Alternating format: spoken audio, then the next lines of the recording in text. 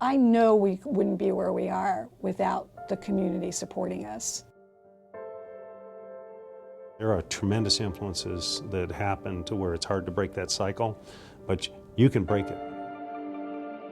How many times do you get to change somebody's life, you know? Probably think that guy changed your life. Oh, absolutely, without a doubt. And it's a pure blessing. It's not always about money.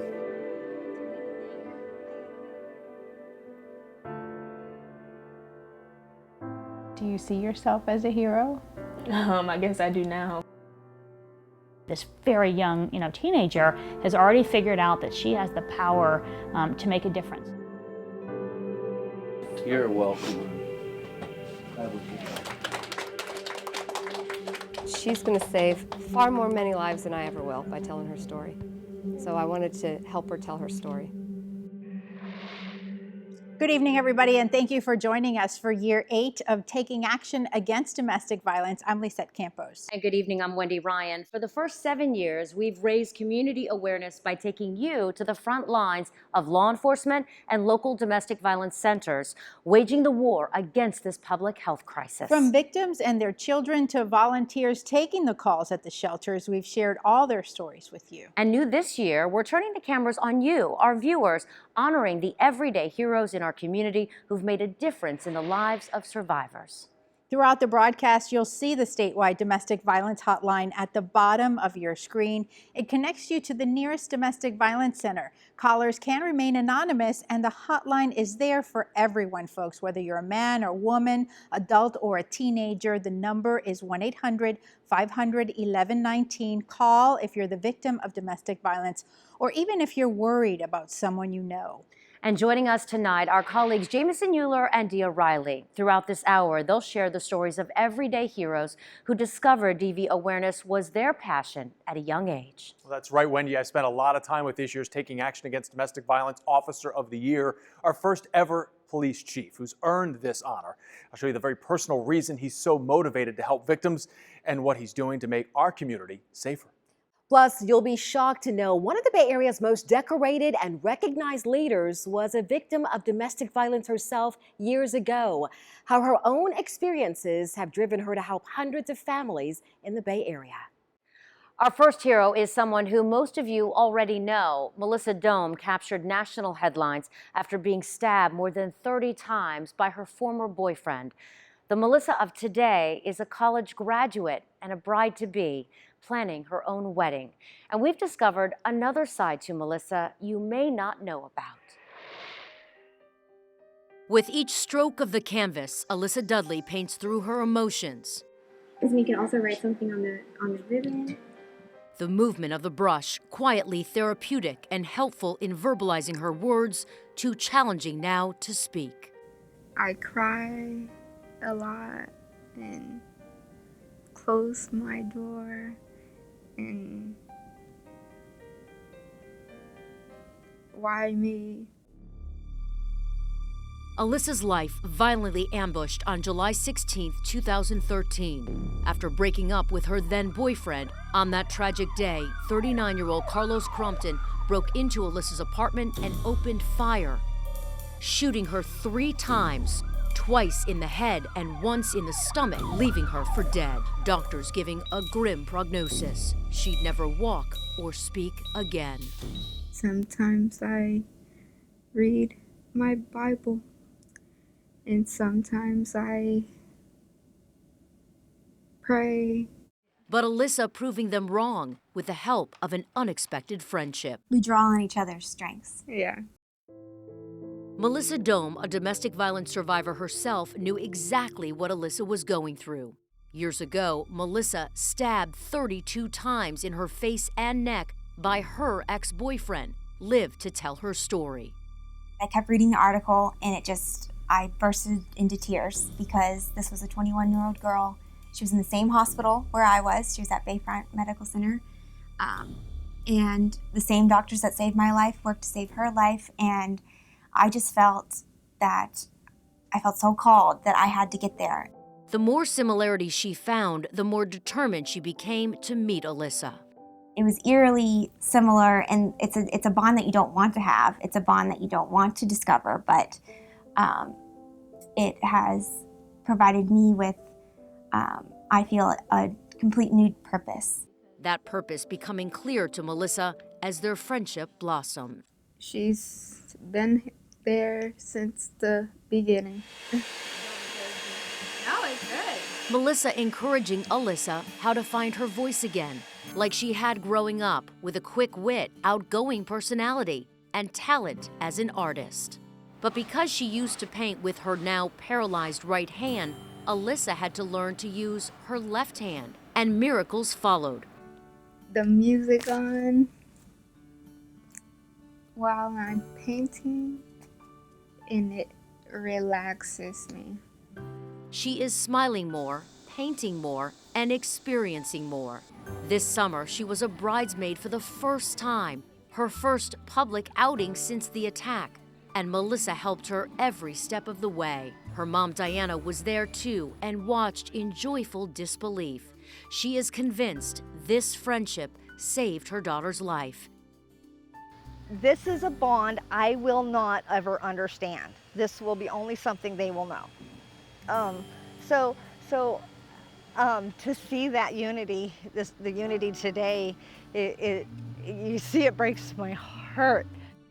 And thanks to Melissa's work as an advocate for domestic violence victims and her work with Hands Across the Bay, she was instrumental in getting Alyssa this therapy dog, now in training, named Gracie Lou. Good girl.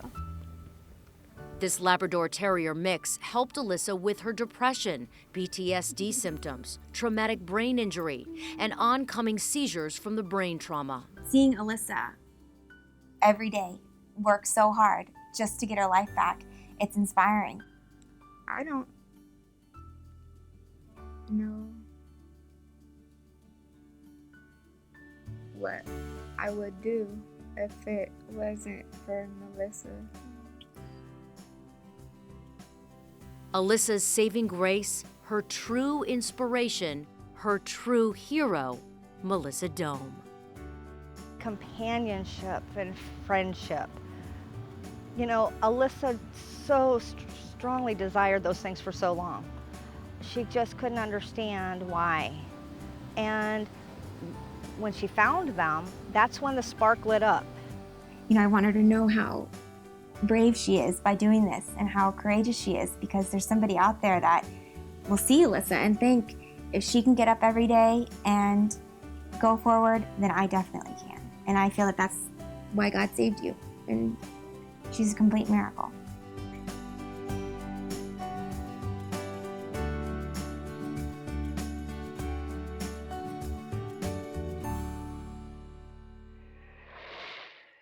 The road to recovery is a long one, but Alyssa is making progress every day thanks to her unexpected heroes, Melissa and Gracie Lou. She lives with a bullet still lodged under her collarbone and fragments of another one shattered inside her skull. As we showed you, Alyssa turns to her art when words fail her. The results always amazing her family and friends. Here's the art piece she made for us. We're proudly displaying in our ABC Action News lobby for all to see. Thank you, Alyssa. And from Alyssa, we move on to our next survivor, Jessica.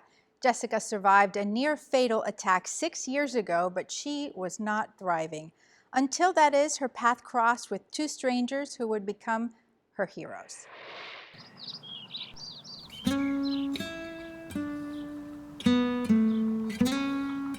The scene was set. The weather was perfect. Even the flowers seemed to bloom just for this. The first step to a new life was about to happen after years of suffering. Give her the peace she needs and love and protect her through this all. We first met Jessica Mullins on the morning of her surgery. Her right eye was about to come out and she was scared. This was the last physical reminder of the attack that nearly killed her. The medical team that day welcomed her wearing purple, the color symbolizing domestic violence awareness. Everyone up here in the OR wore purple today, which was awesome to see. I didn't even realize how much they knew about what was going on, because kind of, it's a day in the life for me. Dr. Jasmine Mahajer of the Eye Institute of West Florida agreed to perform Jessica's surgery for free. The young woman on the operating table had lived with searing pain for 6 years, and this surgeon would use her power to stop it. I've had patients who've literally sat in the dark for a year because they couldn't work, couldn't drive, couldn't go outside, and she was beginning to become that way as well too. She was? Yeah, beginning to have a lot of increased pain that was affecting her function. In May of 2010, Jessica was beaten blind by her former husband, Thomas. She'd been ambushed in broad daylight in front of their son. Thomas was sentenced to 15 years in prison for 2 counts of attempted murder, but Jessica got life. At least it felt that way. She was dying on the inside with chronic, excruciating pain every day. She dropped to 93 pounds at 5'7" by the time her mom found Dr. Mahajer and Hands Across the Bay. This is kind of what I do. Like, some people sit in a room and write computer programs all day, and that's just what you do.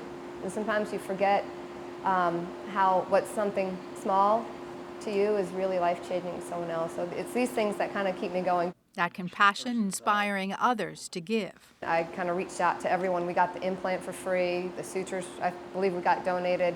The gentleman, Randy Miner, is going to make the prosthesis, has donated that as well too. Randy Miner has been making prosthetic eyes for 28 years. Everything in the prosthesis is little tiny silk threads that we inlay in there to make that look like the white of the eye. Hand painting Jessica's new eye himself. To have to go back out in public and face someone without your eye is a hard thing to do. Jessica didn't have to, thanks to Miner and Dr. Mahajer. And $15,000 later, their work was done. So exciting. Our cameras were rolling as she reached for that mirror the first time. The medical team as excited as the patient. So awesome.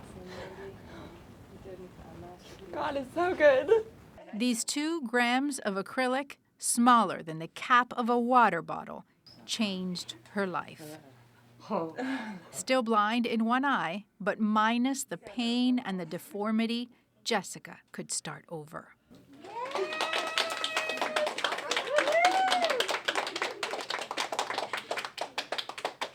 You're doing the bravest stuff of it all, just telling your story. It's the most important part of it all. Now we have to take our first selfie. That first selfie was crowded, but this DV survivor wouldn't have had it any other way. You all are going to be in my selfie. Oh yeah, that was good. Jessica's heroes had prepped and planned for 6 months with one day in mind. Her wedding day. On June 11th, Jessica and Jeremy Criswell were married, the survivor finally getting her happily ever after. The couple said their I do's on the Slappy family's farm in Lakeland, and Jessica's dress, the flowers, the farm, all beautiful. But most radiant of all was the work of her heroes, on display for all to see, on Jessica's face and in her heart.